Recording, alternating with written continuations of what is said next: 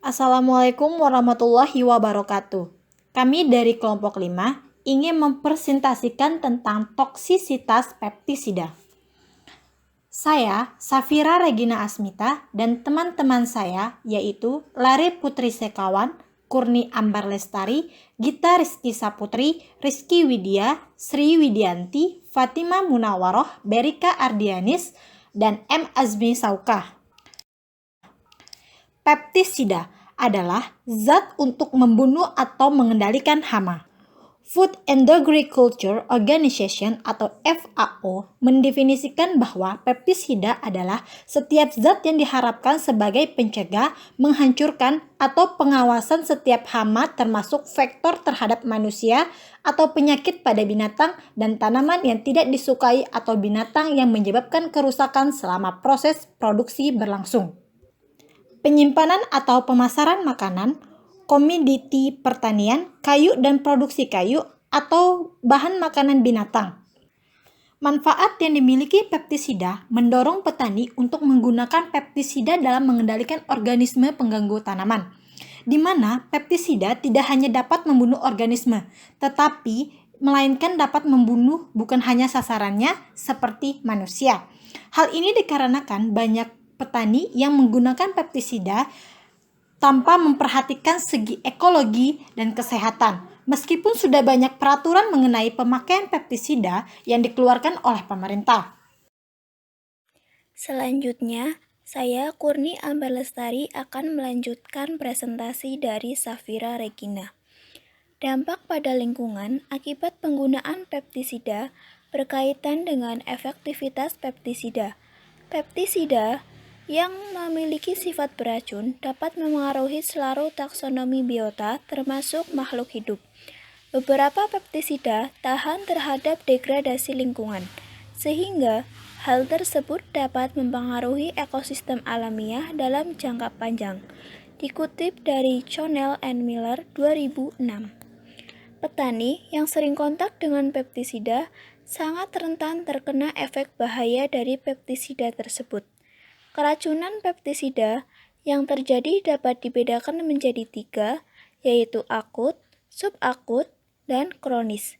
Gejala yang ditimbulkan dapat berupa iritasi mata, mual, muntah, batuk, kejang otot, gangguan pada sistem organ, bahkan dapat menyebabkan kanker serta kematian.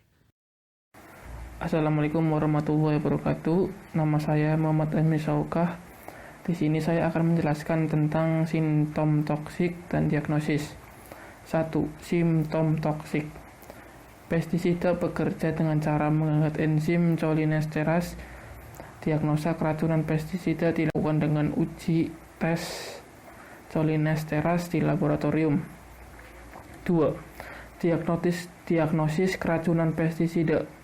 Keracunan pestisida ditandai dengan pusing, sesak nafas, diare, muntah, reaksi alergi, hingga pingsan atau koma.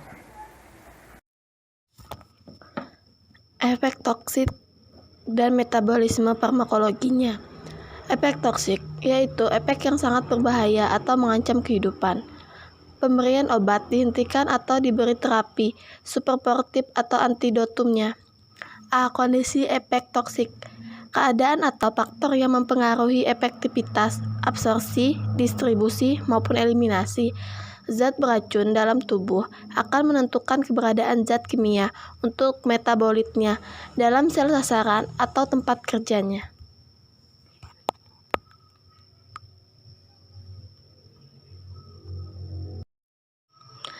B. Kondisi efek toksik merupakan kondisi paparan zat kimia.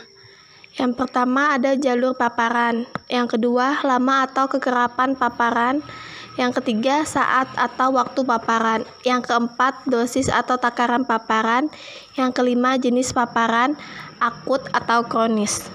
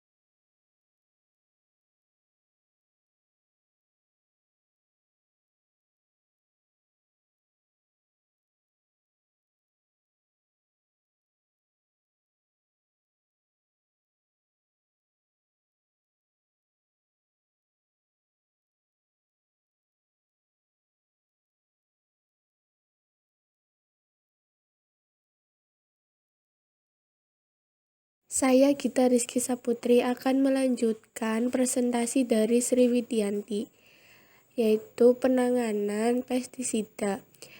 Yang pertama, pemberian obat melalui suntikan di pembuluh vena, antara lain atropin. Atropin berguna untuk menjaga kestabilan pernafasan, dan fungsi jantung. Jenis obat lain yang terdapat digunakan adalah benzodiazepin yang berfungsi untuk mencegah dan menghentikan kejang. Yang kedua, pemberian cairan infus melalui pembuluh darah vena. Cairan yang diberikan dapat berupa elektrolit, gula, atau obat yang jenisnya tergantung kondisi pasien.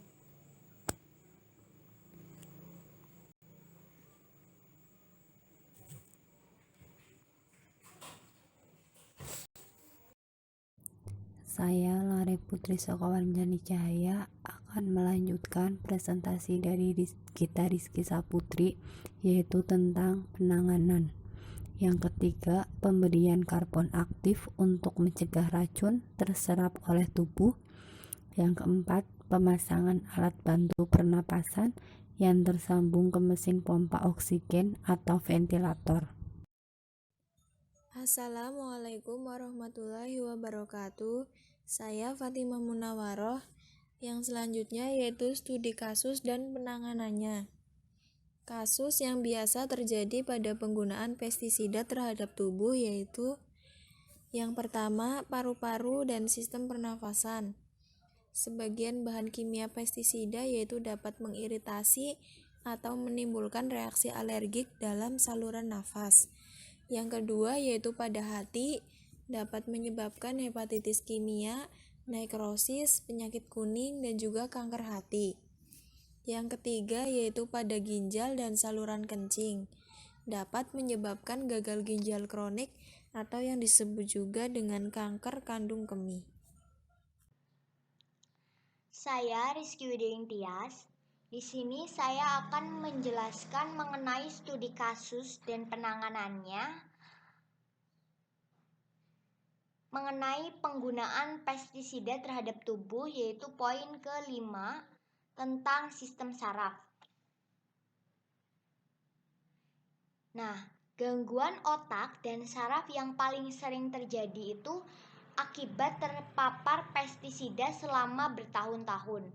Kemudian ada masalah pada ingatan, sulit berkonsentrasi, perubahan kepribadian, kelumpuhan, bahkan kehilangan kesadaran dan koma. Nah, bagaimana sih penanganannya? Jadi penanganannya itu bila terjadi kejang, kita jangan panik. Kemudian bisa lakukan terapi yaitu dengan menggunakan lorazepam 2-3 mg atau minum lorazepam 2-3 mg. Bila gagal bisa minum phenobarbital 15-20 mg. Kemudian bisa juga dengan phenytoin 15 mg. Nah, selanjutnya yaitu poin ke-5 yaitu kulit. Studi kasus penggunaan pestisida yang berakibat pada kulit ini ternyata dapat menyebabkan dermatitis dan alergi, jerawat, dan kanker kulit. Bagaimana sih penanganannya? Nah, langkah-langkah penanganannya itu yang pertama, hentikan kontak dengan pestisida. Kemudian yang kedua, basuh kulit dengan air bersih yang mengalir selama sekitar 15 menit.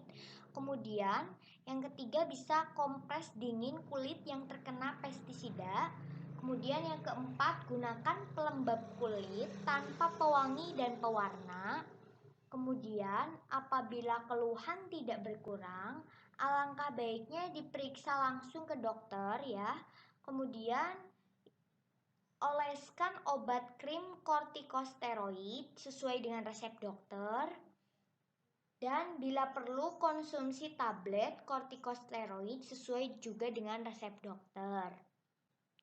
Demikian yang dapat saya sampaikan. Apabila ada kesalahan kata, mohon maaf. Cukup sekian dan terima kasih. Wassalamualaikum warahmatullahi wabarakatuh.